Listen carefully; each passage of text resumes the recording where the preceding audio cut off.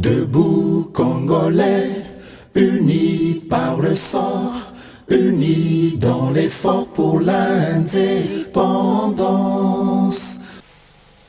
Donc vous voulez aller jusqu'à Kinshasa? Mais c'est ça le devoir même. C'est ça le devoir même. Les Congolais sont menacés. Le Congo est menacé dans son entièreté. Il est menacé sécuritairement, économiquement et politiquement. Il doit être libéré totalement. Et ce sont les politiques qui ont instauré ce problème, ou plutôt cette guerre, qui l'ont terminé, qui ont mis fin aujourd'hui, je suppose. Bon. Mais on va avancer dans d'autres... Quel mérite vous dit qu'on extrade le Kunda au Congo ou qu'on l'extrade au TPI ici? Moi je crois que si le TPI était sérieux comme tribunal, le Kunda ne pouvait pas échapper. Vous estimez que le TPI n'est pas sérieux? Puisqu'ici il y a deux poids, deux mesures. Il y a de justice pour l'un et justice pour l'autre. Moi je ne sais pas. Et il n'est pas le seul. Vous êtes installé en Belgique, c'est d'ici que vous dirigez votre parti. Alors, qu'est-ce que vous pouvez dire en tant que politicien qui réside en Belgique? Qu'est-ce que vous pouvez dire de l'évolution des politiciens congolais en Belgique? C'est difficile de juger parce que la politique, telle que nous la pratiquons, nous la vivons ici en Belgique, comme un peu partout ici en Europe, nous sommes de la diaspora, cela dépend de chacun et cela dépend de l'objectif ou de la vision de chaque personne ou de chaque parti. Bon, nous disons que on ne peut pas faire la politique pour faire la politique. On fait la politique, il faut avoir une vision, mais il faut aussi avoir les moyens de la faire, ou plutôt d'arriver à cet objectif. Donc, disons qu'ici, comme je vous ai dit, je suis administrateur de société, donc j'ai du travail. Bien sûr, c'est des casquettes qu'il faut chaque fois changer. Vous travaillez, vous devez gagner votre vie, et entre-temps, vous devez parler du pays, donc des négociations, des réunions, des sensibilisations. C'est pas évident. Mais vous estimez que l'homme politique congolais qui réside en Belgique est plus mûr que celui que l'homme politique congolais qui est au pays? Non, je ne peux pas dire ça. Au contraire, celui qui est au pays et vit sur le terrain. Il a la réalité du terrain. Même si ça ne va pas, cela ne veut pas dire qu'il n'a pas la matière pour pouvoir faire la politique. Non, il faut voir les choses autrement. C'est vrai que ici, quand on dit qu'on est politique en Belgique, moi personnellement, je ne fais pas la politique de la Belgique. J'ai fait la politique du Congo, donc du pays. Je suis dans un pays d'accueil. C'est différent de quelqu'un qui fait la politique belge, qui est au Sénat ou au Parlement belge, qui est député ou échevin dans une commune de Belgique. C'est tout à fait différent. Alors, il y a plein de manifestations ici en Belgique.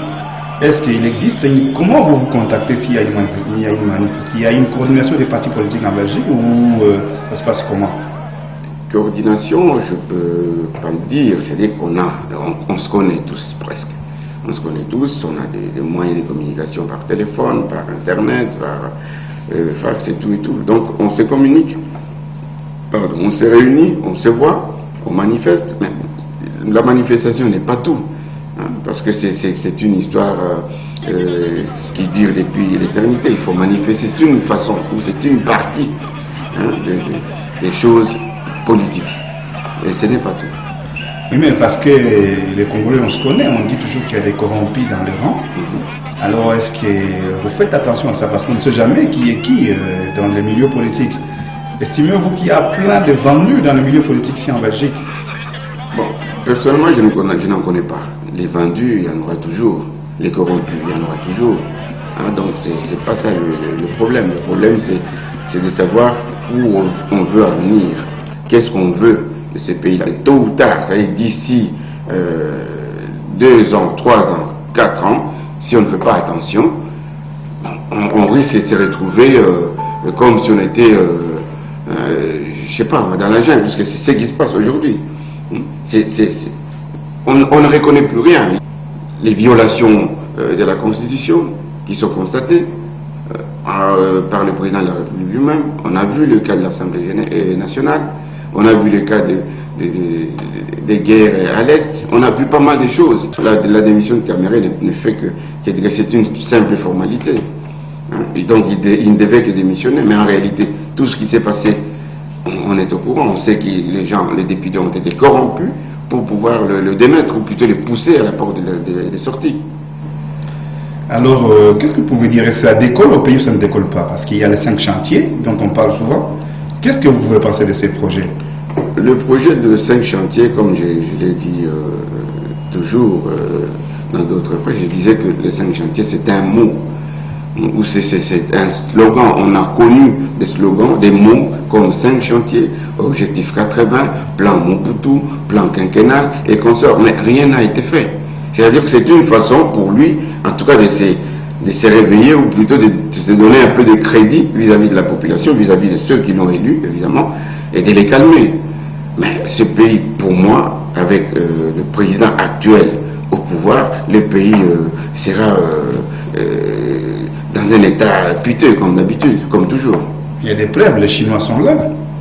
Et alors? Il semble qu'ils sont venus construire.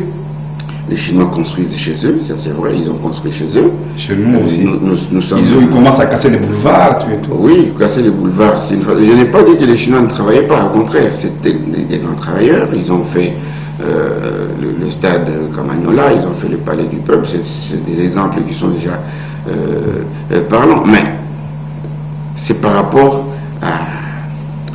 aux formalités d'usage.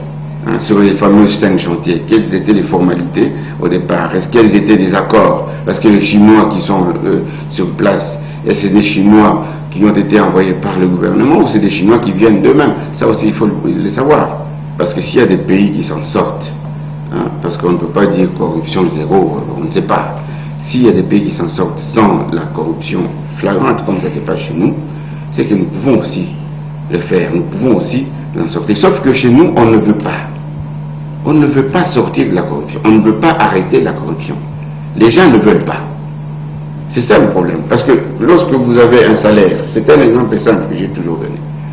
Vous avez un salaire de $50. Mais vous vivez, vous menez une vie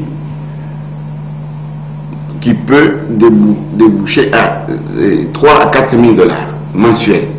On doit savoir, il y a quand même une différence énorme entre 50 000 que vous avez officiellement et les 3 000 $ que vous sortez ou que vous dépensez tous les mois. Ça, c'est la corruption. Qui peut chercher à stopper, ou plutôt à dire qu'il ne peut plus atteindre ces niveaux-là de vie, les 3 000, alors que réellement, il n'a que 50 $ par mois. Si les gens doivent adhérer à votre parti, pourquoi ils doivent le faire?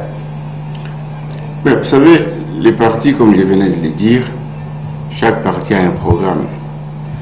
Chaque parti a une vision. Notre vision, c'est l'amélioration de la situation des Congolais, de tous les Congolais, où qu'ils soient. Parce que quand je vois ce qui se passe dans notre pays, la misère généralisée, la corruption généralisée, les saletés partout, des bidonvilles partout. Quand je vois des gens qui sont dans les hôpitaux, qui ne peuvent pas sortir parce qu'il y a des problèmes de factures impayées. Quand je vois des gens, des fonctionnaires, 24 mois, 36 mois, impayés. Quand je vois des gens, ou nos honorables députés, avec des salaires que l'on connaît, je crois qu'il y a un problème. Et c'est ce problème-là que nous voulons nous occuper. Quand je vois des gens, des jeunes gens, plutôt les enfants de la rue, qu'on appelle communément les chégués, nous avons des solutions pour tous ces enfants. Voilà pourquoi nous demandons aux Congolais d'adhérer au CMP, notre parti politique, le Congo moderne pour la paix.